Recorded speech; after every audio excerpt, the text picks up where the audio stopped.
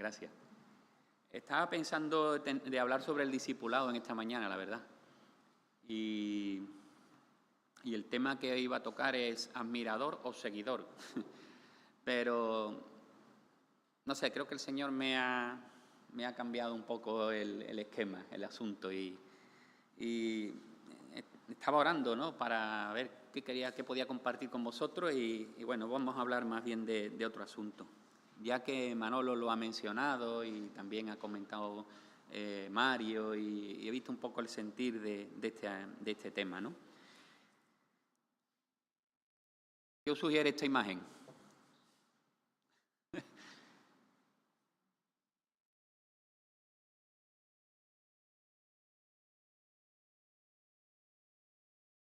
¿El qué? ¿Cómo solucionamos los problemas del mundo, no? La verdad es que, bueno, una persona con un signo de interrogación, con un montón de noticias alrededor volando, ¿no? Hojas de prensa. No sé, veo una imagen que quizás sugiere una persona aturdida, una persona desanimada, una persona agobiada, una persona cansada. Un poco lo que nos lleva, o quizás lo que pueda afectar, ¿no?, a cada uno de nosotros muchas veces. Y es que vivimos tiempos convulsos. ¿Recordáis hace ya más de un año los ataques de Ucrania por parte de Rusia? Pues llenaron todas las programaciones de noticias, las pantallas, la prensa. Bueno, fue algo inminente, ¿no? Pero no es curioso que eso desplazó de las portadas a la pandemia del COVID-19 que nos estaba ya saturando, ¿no? Y a su vez habían desplazado a tantos y otros asuntos, conflictos bélicos, conflictos económicos, sociales, tanto a nivel social como a nivel familiar también. La familia está siendo redefinida y quebrantada. El terrorismo, guerras, refugios, violencia, enfermedades. En realidad, vivimos un mundo, como ha dicho Mario, fracturado, un mundo bastante desordenado, bastante caótico. Y es el escenario que nos ha tocado vivir, ¿no? Y a veces estas cosas nos pueden crear cierta ansiedad, preocupación o incluso temor. No estamos exentos. Y este ambiente no es nuevo, no es algo que a nosotros, los del siglo XX, XXI, nos ha tocado vivir, sino que ni siquiera es algo de este tiempo, sino que es algo que desde que la historia empieza con Adán y Eva y se rebelan, comienza a frustrarse todo lo que es el plan de Dios, en cierta manera, permitido por Él, por supuesto, y es lo que Él ha sido la tónica de la humanidad a lo largo del tiempo, ¿no? Así que el miedo, en cualquiera de sus manifestaciones, ha sido siempre nuestro compañero de viaje. Ahora, el Señor nos ha dejado su palabra, y eso es lo importante. Dios se ha revelado, nos ha dejado la palabra, su revelación, nos ha dejado escrito quién es Él, cómo actúa Él, qué demanda de nosotros. Todas estas cosas las encontramos en la palabra de Dios, ¿no? Y nos ha dejado la experiencia de un hombre, también, aparte del ejemplo sublime del Señor Jesucristo, el ejemplo de un hombre que tuvo que pasar también por los conflictos similares, en otra forma, pero conflictos externos, conflictos internos. Supo lo que es pasar por situaciones difíciles, sentir miedo. Estoy hablando de David. Y esto ya... Y el tema que hoy vamos a ver es cómo vencer los temores del corazón. Y vamos a leer el Salmo 27. ¿Conocéis el Salmo 27? Hombre, hasta lo podríamos cantar, ¿verdad? No voy a pedir que paséis a cantar ahora el Salmo 27. Pero es un salmo muy conocido.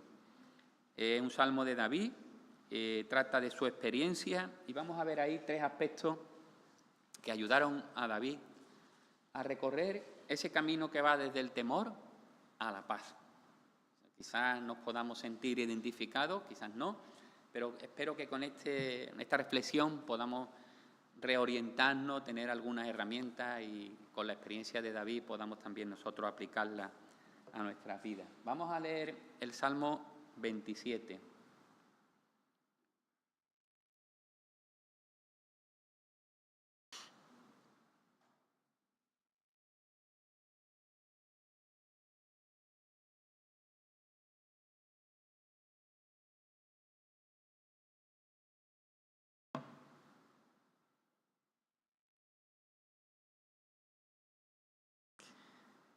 Dice allí la palabra de Dios: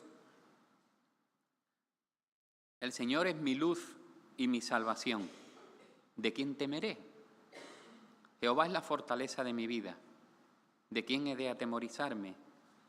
Cuando se juntaron contra mí los malignos, mis angustiadores y mis enemigos, para comer mis carnes, ellos tropezaron y cayeron. Aunque un ejército acampe contra mí, no temerá mi corazón. Aunque contra mí se levante guerra, yo estaré confiado. Una cosa he demandado a Jehová, esa buscaré, que esté yo en la casa del Señor todos los días de mi vida, para contemplar la hermosura de Jehová y para inquirir en su templo, porque Él me esconderá en su tabernáculo en el día del mal. Me ocultará en lo reservado de su morada. Sobre una roca me pondrá en alto. Luego levantará mi cabeza sobre mis enemigos que me rodean, y yo sacrificaré en su tabernáculo sacrificios de júbilo. Cantaré y entonaré alabanzas a Jehová. Oye, oh Jehová, mi voz con que a ti clamo. Ten misericordia de mí y respóndeme. Mi corazón ha dicho de ti: buscad mi rostro. Tu rostro buscaré, oh Señor. No escondas tu rostro de mí. No apartes con ira a tu siervo. Mi ayuda has sido. No me dejes ni me desampares, Dios de mi salvación. Aunque mi padre y mi madre me dejaran, con todo Jehová me recogerá.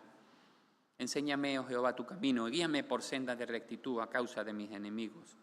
No me entregues a la voluntad de mis enemigos, porque se han levantado contra mí testigos falsos y los que respiran crueldad. Hubiera yo desmayado si no creyese que veré la bondad de Jehová en la tierra de los vivientes. Aguarda a Jehová, esfuérzate y aliéntese tu corazón. Sí, espera a Jehová. Bueno, este es el salmo que tenemos hoy por delante. ¿Cuándo se escribió? ¿En qué momento? ¿Qué le pasó? ¿En qué época de David? Bueno, la verdad es que puede ser en cualquier momento, porque sufrimiento, persecuciones, momentos de depresión tuvo en muchas etapas de su vida. Así que no es cierto tampoco, no se puede saber con exactitud en qué momento. Algunos piensan en la rebelión de Absalón, pero como digo, da igual. Lo importante es que pasó por un montón de situaciones adversas, y en este salmo podemos ver esos tres aspectos. Vamos a ver 3 puntos.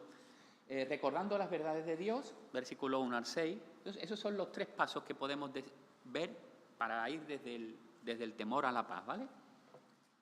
Recordar las verdades de Dios. Vamos a ver los primeros 6 versículos, cómo lo hizo él. En segundo lugar, rogando en sus necesidades. Y en tercer lugar, respondiendo en fe. Recordando, rogando y respondiendo en fe. ¿Puede pasar? Recordando las verdades de Dios. Versículos 1 al 6. Allí considera en primer lugar lo suficiente que es Dios, la suficiencia de Dios. Hemos estado hablando un poquito del poder de Dios, ¿verdad? Lo todopoderoso que es Dios. David declara que Dios es para él luz, salvación y fortaleza. Se enfoca en los atributos de Dios como base de su confianza y de seguridad. ¿Conocemos a nuestro Dios? ¿Cómo es nuestro Dios? ¿Cuáles son sus atributos, sus perfecciones? Aquellas cosas que solamente le pertenecen a Él en grado máximo y que hacen que nuestro Dios sea un Dios todopoderoso, omnisciente, inmutable, misericordioso. David escogió para él, o cita 3 cosas que fueron para él especiales: luz, salvación y fortaleza, porque él de una manera muy especial había podido experimentar esto en su vida, a lo largo de su vida. La luz, alumbrando su camino en medio del valle de sombra. ¿Recordáis el Salmo 23, no? Ahí hace alusión a esa experiencia. La salvación en muchos momentos de verdadero peligro que tuvo que pasar David. Y fortaleza siendo el refugio seguro donde esconderse. ¿Sabéis? Para David, Dios era un ayudador muy especial. Para David no era un Dios que está detrás de las nubes en no sé qué cielo, que vive en su mundo rodeado de los ángeles y en plena santidad y de los seres espirituales, y que no tiene control ni de su mundo ni de nosotros. No, no, no. Dios es un Dios que es trascendente, es un Dios que está fuera del mundo, es un Dios que ha hecho todas las cosas, pero un Dios que tiene una relación también con su creación, una relación con las personas que viven en este mundo, pero a la misma vez también, de una manera muy especial, con sus hijos. Para David era un compañero fiel, y de esa relación que tenía David de intimidad con Dios fluyen preguntas lógicas. ¿De quién temeré? ¿O a quién temeré? ¿De quién tendré temor? ¿Veis? Surge de un conocimiento y una experiencia con Dios. O sea, el hecho de saber quién era Dios, cómo es Dios y cómo Dios actúa en las vidas, en nuestras vidas de manera personal, le dan a él seguridad. Eso recordar quién es Dios le lleva a decir, Señor, es que no tengo nada. ¿A quién voy a temer si tú eres el Dios omnipotente, el Dios creador de todas las cosas, el que sostiene todas las cosas? El apóstol Pablo lo diría en el Nuevo Testamento, si Dios es por nosotros, ¿quién contra nosotros, verdad? En Romanos 8:31. Así que conocer en profundidad a Dios y saber que lo que nos hace falta solo lo podremos encontrar en Él, en su presencia, en su provisión, eso nos va a ayudar a vencer los temores de nuestro corazón. A veces buscamos cómo aliviar la ansiedad, cómo encontrar paz, y hay muchas ofertas. Pero realmente una experiencia de intimidad y de conocimiento profundo con el Señor va a ser un elemento importante en ese camino hacia la paz. Pero no solo recuerda las bondades de Dios, considerando la suficiencia, sino que en segundo lugar también, puedes pasar, Leonor, la siguiente, recuerda los triunfos pasados del Señor. En los versículos 2 y 3, dice, cuando para devorar mis carnes vinieron sobre mí los malhechores, mis adversarios y mis enemigos, ellos tropezaron y cayeron. Sigue diciendo también, aunque un ejército acampe contra mí, no temerá mi corazón. Aunque contra mí se levante guerra, a pesar de ello, voy a estar confiado. Algunas palabras que describen esta situación realmente son bastante duras. Si tenéis delante el pasaje, habla de malhechores, habla de adversarios, habla de enemigos, habla de un ejército, habla de guerra. Yo creo que no debió ser fácil para él. Incluso habla de quienes quisieron devorar sus carnes, ¿no? Sentido metafórico, pero realmente expresa que David estaba pasando por dificultades. El versículo 2 dice, cuando vinieron, es decir, no fue una posibilidad que fueran a ir por David, es que fueron. Es que dice que fueron realmente, una realidad por la que tuvo que pasar, una experiencia vivida, no una posibilidad. Pero ¿qué ocurre? La mano del Señor se manifestó. Me hace mucha bien, por eso he puesto en negrita esa palabra, ellos, es un ellos enfático.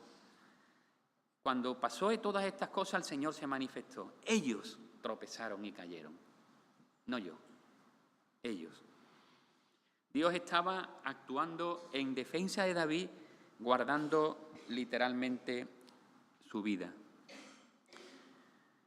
La experiencia en la vida con Dios en intimidad, al igual que conocer sus atributos, era la base de su confianza y su seguridad. Y lo expresaba así, no temerá mi corazón. A pesar de ello, estaré confiado. ¿Recordáis a Hudson Taylor? Este hombre fue un misionero, un valiente misionero que se pasó su vida llevando el Evangelio ¿a dónde? A la China. Bien, bien. Qué bueno, ¿no? Leer las biografías de gente antigua que dieron su vida por el Señor, ¿no? Él escribió estas palabras cuando tuvo también dificultades en su vida, igual que todos, ¿no? Y pasaba por dificultades y presiones. Y él decía esta frase, todos tendremos pruebas, Todos. Ahora, la pregunta no es cuándo llegará la presión, sino dónde dejaremos que se instale esa presión, ¿no? ¿Se interpondrá entre nosotros y el Señor o nos apretará aún más contra el pecho de Cristo? ¿Sabéis lo que ocurre? Que las pruebas llegan a todos. No sabemos cuándo.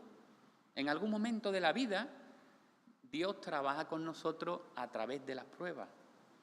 Pueden ser pruebas personales, pueden ser pruebas de enfermedad, pueden ser pruebas de algunos familiares, de algunos amigos, problemas laborales, cualquier cosa, cualquier situación.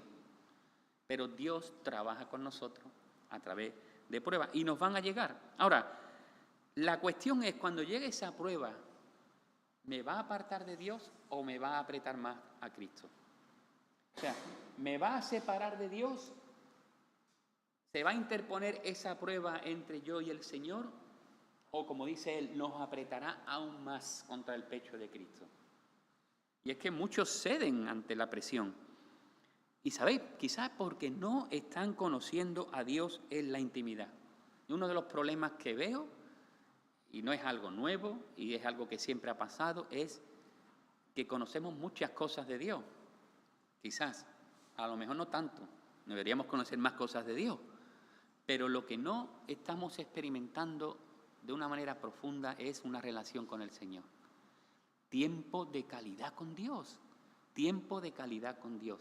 Escuchamos un montón de conferencias de YouTube, de WhatsApp, yo qué sé, la de meditaciones que llegan cada día. Bla, bla, bla, los versículos vuelan. Genial. Eso está muy bien. Mejor es eso que otras cosas. Pero lo que necesitamos es un tiempo personal con Dios. Que nosotros vayamos a la palabra de Dios y le digamos, Señor, aquí estoy, enséñame. Nada más, aquí estoy, enséñame.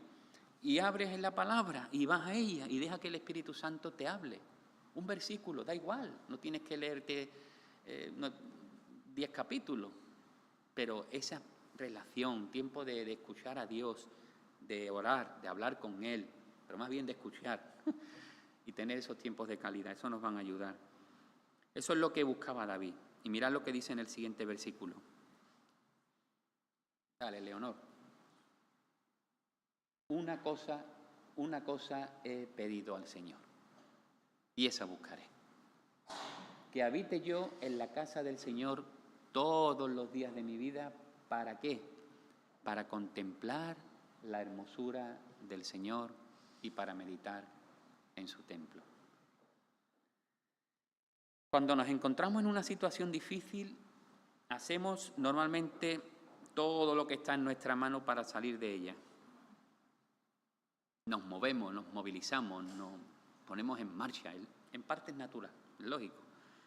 Ahora, lo que hace David, parece en estos versículos, él prioriza los asuntos eternos. Una cosa. Lo realmente importante para él era mantenerse en una comunión con Dios íntima y constante. Una cosa. Mirad que casi todos los verbos están en primera persona del singular. Yo, mi, esas cosas, ¿no? David está hablando de su propia vida personal y su deseo delante del Señor. No está hablando en comunitario en este momento. Está hablando de su vida, de su vida.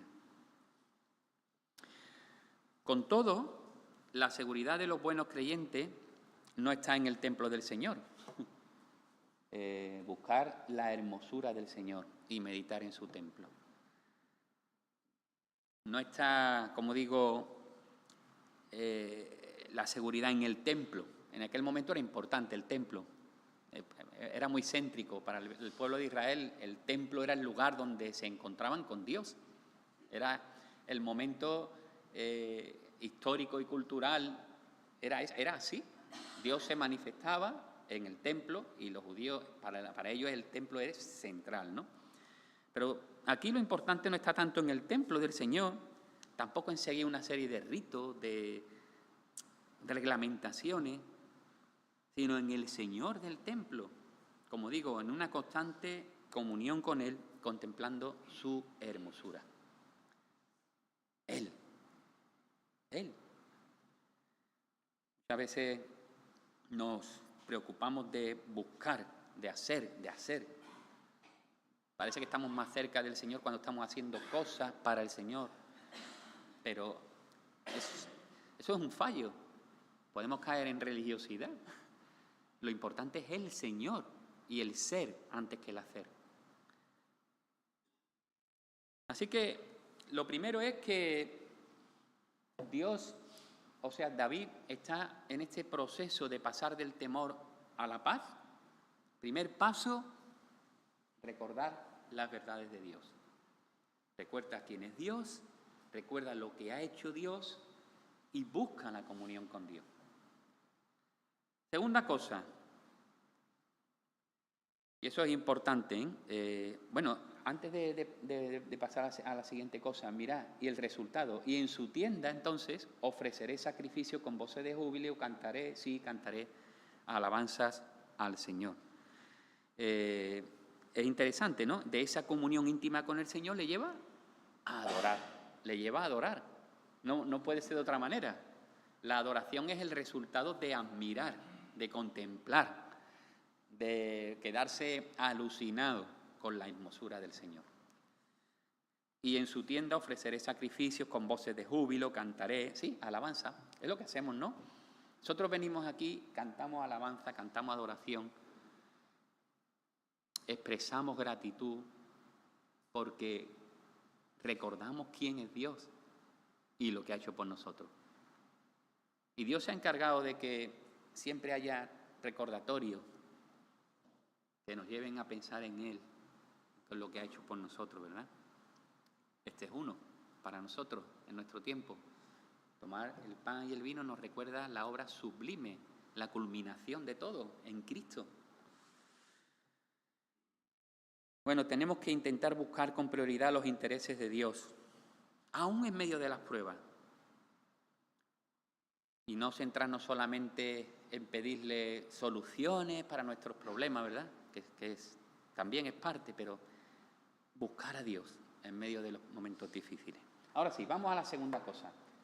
Rogar en las necesidades. Algunas características en la oración de David. No podríamos entrar en todas porque sería largo, ¿no? Pero es curioso que a pesar de tener una comunión con el Señor, íntima, y experiencias de vida que le daban confianza, David sabe que los enemigos siguen estando presentes. Sí, Señor, yo tengo una comunión, yo estoy ahí, yo tengo confianza en ti, yo sé quién eres tú, sé que actúas, tengo una experiencia tremenda contigo, pero aquí hay gente que me están buscando para cortarme la cabeza. Entonces no basta con solamente tener un tiempo de comunión y de intimidad con el Señor, de una vez y no. Los enemigos están presentes, tiene que seguir buscando la fuerza en el Señor. Es algo diario, o sea, no es algo que nos pasa que vamos una vez al Señor o creemos en el Señor y ya, se solucionan de una vez para siempre todos los problemas. Hay un problema que se soluciona de una vez y para siempre, la salvación. Si crees en Cristo eres salvo. Pero en la vida hay que seguir demandando fuerza para seguir en los caminos de esta sociedad, de lo que nos acontece, como estamos diciendo. Algunas características de la oración de David. Reconoce humildad reconociendo su debilidad. Señor, aquí estoy. Actitud de obediencia. Dice el versículo 8, buscad mi rostro. Y dice él, tu rostro buscaré, Señor. Responde inmediatamente, ¿no?, a las palabras del Señor. Confía en el amor de Dios. Sabe que Dios está trabajando, que es un Dios de amor, que es un Dios de misericordia, que es un Dios de compasión, de gracia. Busca la dirección de Dios, pide la protección de Dios y al final incluso afirma que sigue confiando en Él. En fin, una serie de puntos que si queréis pues podéis también profundizar en cada uno de ellos. Pero en realidad no está pidiendo a Dios nada que Él no le hubiese prometido ya. Después de todo, es lo que el Señor quiere concedernos. Filipenses 4:6, ¿no? O sea, lo ha leído nuestro hermano Manolo. Y mirad, todos los verbos que aparecen están en este caso ahora en modo imperativo. ¿Eso qué significa? Que no da la idea de que la oración de David sea un rezo mecánico, una oración monótona, sino que está abriendo su corazón delante de Dios con confianza. Deberíamos de aprender también de las oraciones de David, ¿verdad? ¿Habéis orado alguna vez un salmo? Como si fueseis vosotros los que lo estáis recitando como para vosotros, ¿no? Orad los salmos. Buscar un par de veces en la semana, por ejemplo, para alejarnos de las actividades normales y tener un tiempo de calidad con el Señor. Un paseíto a solas con Dios. O si sois madrugadores, por las mañanas, aparte de hacer ejercicio, podéis dar un paseíto con Dios, andando, orando, hablando con Dios, ¿verdad? Cosas que podemos aprender. Y en tercer lugar, así que el tercero de los pasos es que Él responde en fe. Espera al Señor, esfuérzate y aliéntese tu corazón. Sí, espera en el Señor. David hace algo que no es común para las personas que están con temor, que es quedarse tranquilo. Eso es difícil, ¿eh? Hay otro salmo que dice, estad quietos y conoced que yo soy Dios. Somos muy activos. Más en el tiempo que nos ha tocado vivir, tenemos inyectado en la sangre el estrés. Todo se mueve rapidísimamente. Somos la generación de la espontaneidad, de los microondas, de las ollas rápidas, de las aplicaciones que deben de abrirse y funcionar al instante. No somos de la generación pasada, ¿no? Que veían hacer la comida poquito a poco en una olla y una hora, o yo qué sé el tiempo, ¿no? Nosotros queremos arroz en un minuto. Es así, pero bueno, ya está, nos ha tocado vivir esta época, ¿no? Esta generación. Pero lo que sí está claro es que cuando estamos por problemas, algo que tenemos que hacer es esperar en el Señor, estar tranquilo, confiar. Estamos viendo que Dios es grande, que Dios es soberano, que Dios es un Dios que lo puede todo, que actúa, que es verdadero, que se ha manifestado en nuestras vidas, pero que sí, que tengamos experiencia de cómo Dios trabaja en nuestras vidas. Una clara es la conversión, cómo Dios va transformándonos y nos va haciendo cambiar la mentalidad, no vemos las cosas como las veíamos antes, tenemos otros objetivos, otros propósitos en la vida. Si Dios es así, si sabemos que podemos orar a Dios, podemos ir a Él, tenemos el trono, acceso abierto a Él, podemos acudir a Él. ¿Por qué no nos quedamos tranquilos? ¿Nos falta la fe? Quizá nos falta fe para quedarnos tranquilos. Sabía que la presión no iba a cesar de manera inmediata después de orar.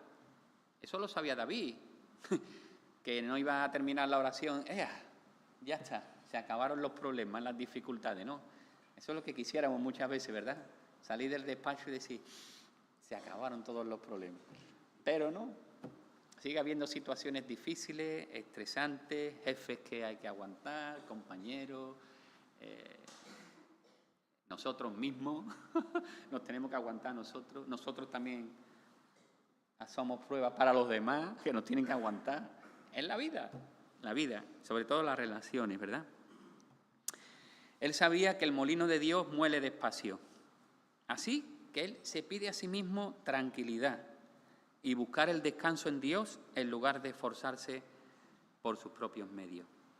La fortaleza y el valor se desarrollan durante la prueba, no después. El mismo término esperar aparece en Isaías 40:31.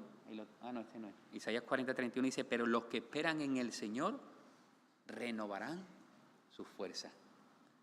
Así que es durante la espera que podemos recibir fuerza y valor. O también en Jeremías, ¿no? Que nos invita a esperar. El Señor es mi porción, dice mi alma, por eso en Él espero. Bueno es el Señor para los que en Él esperan, para el alma que le busca. Bueno es esperar en silencio la salvación del Señor. Ahora, la espera no es una espera pasiva, es una espera activa. Es una espera que está esperando que Dios actúe. O sea, no es decir, no, el Señor me ha dicho que espere y yo aquí que me la den todas, ¿no? No es ese. Es una espera activa. Nuestro Dios es un Dios de proceso. Voy a terminar con una lectura de un libro que leí que se titula así, El Dios de los procesos, que cuenta la historia de un joven predicador, chaval, joven que iba a predicar en una de las primeras veces que le dieron un tiempo. Y él cuenta cómo, dice que después de un tiempo de empezar en su ministerio como predicador, tenía 21 años, recibió una invitación para predicar en un evento, en una reunión de jóvenes grande, ¿no? Ese viernes, cuenta él, cuando iba de camino, dice, mi automóvil se apagó y no quiso arrancar. Vaya. Empecé a golpear la batería, pero no sirvió de nada. Recordé que en mi casa teníamos, dice él, teníamos un televisor que cuando se le iban los colores le dábamos golpe a los lados y se arreglaba. Os reís porque sabéis que es eso. Dice que ahí es donde posiblemente empezó la tecnología táctil.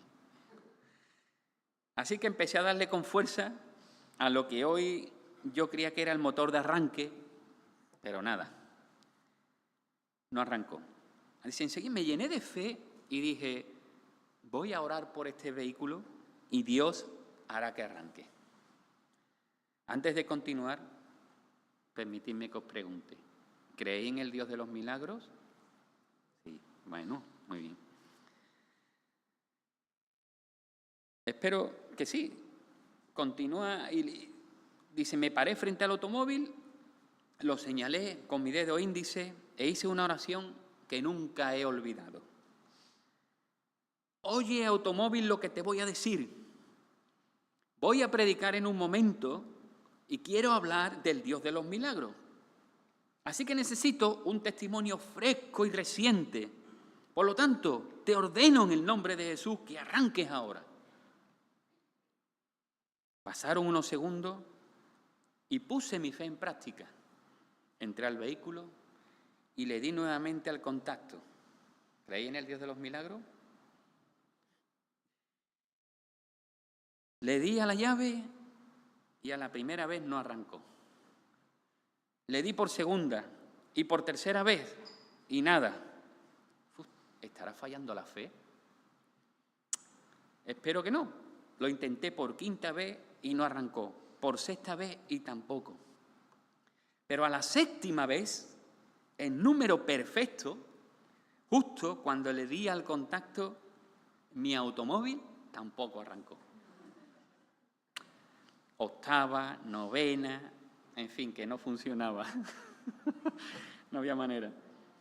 Vino un caballero muy amable y le dijo, amigo, vamos a empujarlo, a ver si así arranca. Entonces él dijo, yo, para ser honesto, yo no quería arrancarlo, empujarlo, porque ¿dónde iba a estar entonces el milagro? Dice, eso es como si la mujer testifica que le dolía la cabeza, se tomó una pastilla o una aspirina, oró y se sanó. ¿Quién hizo el milagro? La aspirina lo hizo. Entonces, eso decía él, no es un testimonio que emocione a nadie. Así que con mala gana accedió a la voluntad de ese hombre y empujaron el coche. Mientras empujaba el automóvil, dice que empezó a pelear con Dios y le dijo, ¿de qué voy a predicar? ¿De qué voy a hablar? Yo quería predicar sobre el Dios de los milagros, pero ni siquiera fuiste capaz de arrancar mi vehículo. ¿De qué voy a predicar? Dice él, qué necio, ¿verdad? La criatura contendiendo con el Creador. Sin temor a equivocarme, puedo asegurarle, dice, que sentí una voz en mi corazón que me dijo, tú sabes que yo soy el Dios de los milagros, porque desde tu niñez te lo he demostrado. Pero yo no solo soy el Dios de los milagros, yo también soy el Dios de los procesos. Y él dice, la uva, mientras es uva, no sirve para mucho, pero cuando es procesada se convierte en vino y así sirve para más, ¿no? Igualmente el trigo, pues cuando es procesado pues, y se convierte en pan, pues también tiene más valor, ¿no? El olivo igual, la aceituna tan buena, pero también cuando se muele y sale el oro del aceite, ¿no? pues también tiene mucho más valor, ¿no? Él dice, tú y yo no servimos para mucho, pero cuando somos procesados nos convertimos en lo que verdaderamente Dios necesita y es cuando realmente servimos para algo. El apóstol Pablo decía, tengo por cierto en Romanos 8:18, que las aflicciones del tiempo presente no son comparables con la gloria venidera que en nosotros ha de manifestarse. Los procesos quebrantan, los procesos son duros, a veces difíciles, pero nos hacen de nuevo. Y ese nuevo que hace en nosotros es mucho mejor, es incomparable, es maravilloso. Los procesos nos enseñan, nos educan, nos maduran, renuevan nuestras vidas. ¿Sabéis? Al final el vehículo arrancó. Pudo ir a la iglesia, este hombre dice que pudo predicar sobre el tema el Dios de los procesos. Y dice que allí hubo muchos testimonios que surgieron en esa noche y fue un antes y un después, ¿no? En su experiencia y en la predicación, ¿no? Y él entendió que para ver al Dios de los milagros es necesario primero conocer al Dios de los procesos. David pasó por pruebas y tribulaciones. Su vida fue dura. Era un hijo de Dios, era ungido. Era el rey David. Tuvo sus altos, sus bajos, como dijo Dani, ¿no? Tenemos altos, bajos, pasamos por montañas, pasamos por valles, por dificultades. Es un proceso, Dios está con nosotros en todo ese proceso. Pero es importante también que cuando estemos pasando por dificultades, no perdamos de vista quién es Dios. Tenemos que seguir reconociendo y recordando que Dios es lo máximo. Tenemos la herramienta de la oración y tenemos también que apropiarnos por la fe de las promesas de Dios. Pues que estos 3 pasos que hemos seguido están ahí en el resumen, ¿no? Sí, la siguiente. Recordar las verdades de Dios, rogar y responder con fe esperando en el Señor, pues nos ayuden cuando estamos pasando por estos tiempos. Como decía Manolo, nuevo curso, aunque esto es un círculo, nuevo curso, nuevas expectativas, nuevos retos. Tengamos también esta reflexión que nos pueda ayudar. Pues que el Señor os bendiga mucho, cada uno, vuestras vidas personales y, bueno, nos animemos unos a otros a seguir adelante hasta que estemos en la presencia de Dios. Y allí, pues estaremos con Él disfrutando, ¿no? Pero ahora tenemos que seguir aquí disfrutando del Señor también, a través de la vida que Él nos ha dado y de las oportunidades también. Pues que Él nos bendiga.